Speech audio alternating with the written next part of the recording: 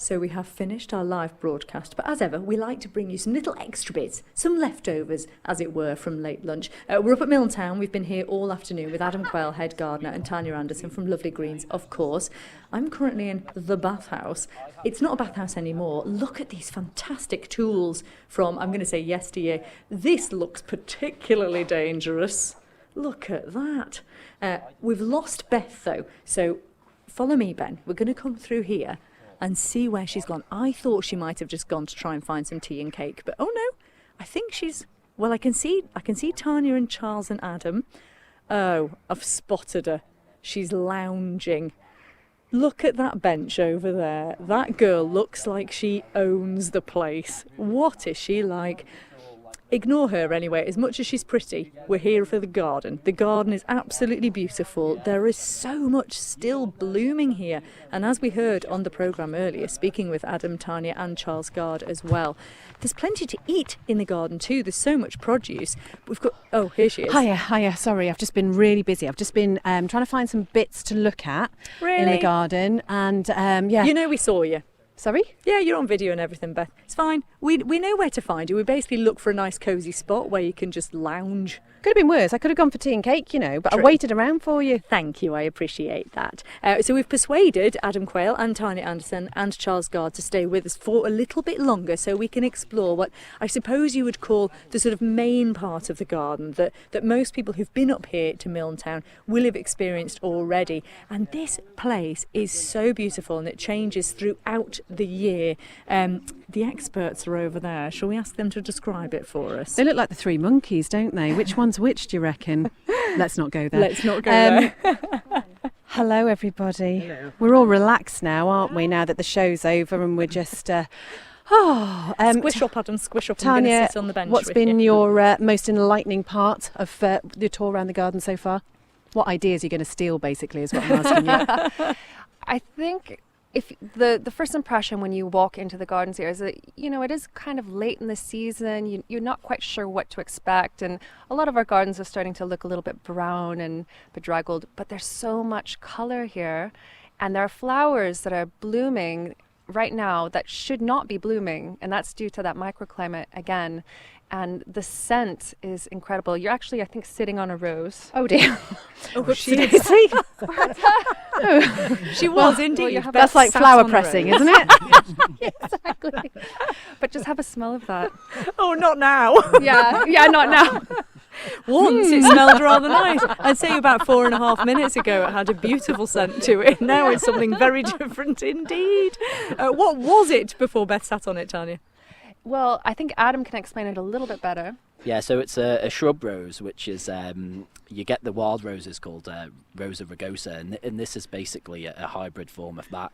And they have all the lovely nostalgic scents that, you know, you would sort of associate with childhood, you know, that you'd have in your granny's garden. But these don't have any of the labour that traditional roses have. Shrub roses, you don't really need to prune them. They look after themselves, and as you can see, they're still blooming now, so great for year-round scent as well. And you say that the nostalgia, is that because now people just choose such very different plants now? Yeah, they do, but I think everybody, you know, who has had a garden or has went to their, you know, grandparents or their parents' garden, you know, roses has always been quite a large feature in the sort of British gardens, I suppose.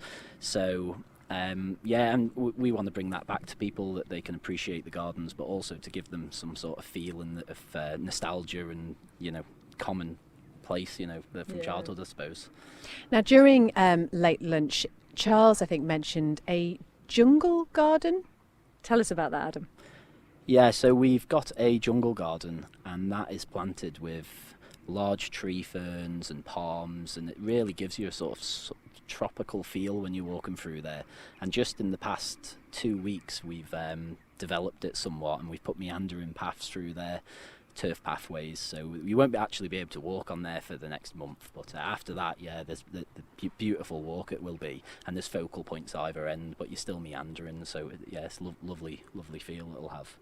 And Charles Gard, you are chair of the trustees for the Milntown estate, and the real sense I think you get from people who work here is it's not just a job. There is a genuine love for this place from everybody who's connected with it.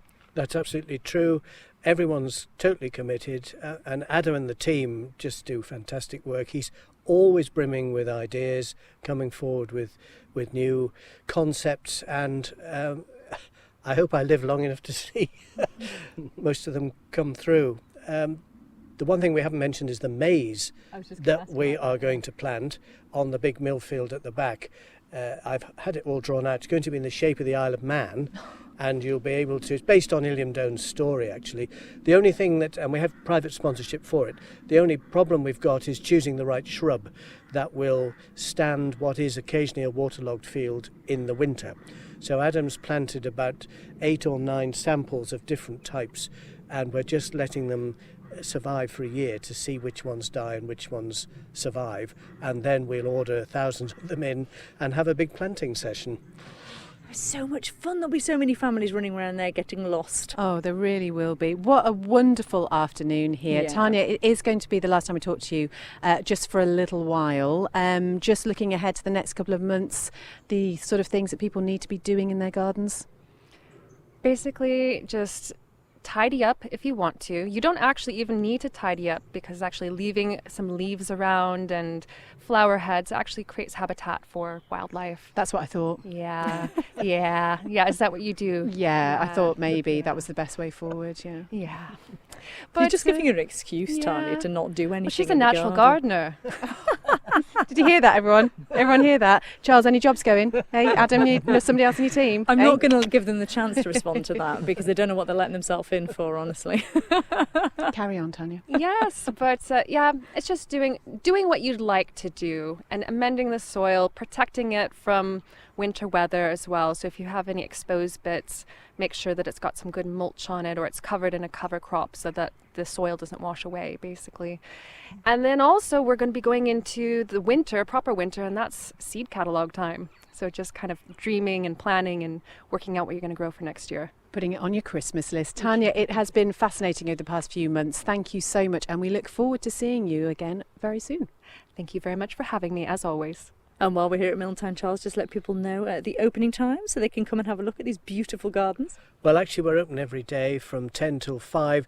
It'll be 10 to 4 during the winter months, but all the details are on our website and the details of all our wonderful events. Adam Quayle, Charles Gard and Tanya Anderson, thank you very much. And you, Beth. You know, you're you very did all right welcome. today. You're very well welcome. done. Go and spread some leaves I'm and going for tea flower and heads cake. around your Tea garden. and cake. Is the cafe still open? Yes, it is, of course. Brilliant. Bye.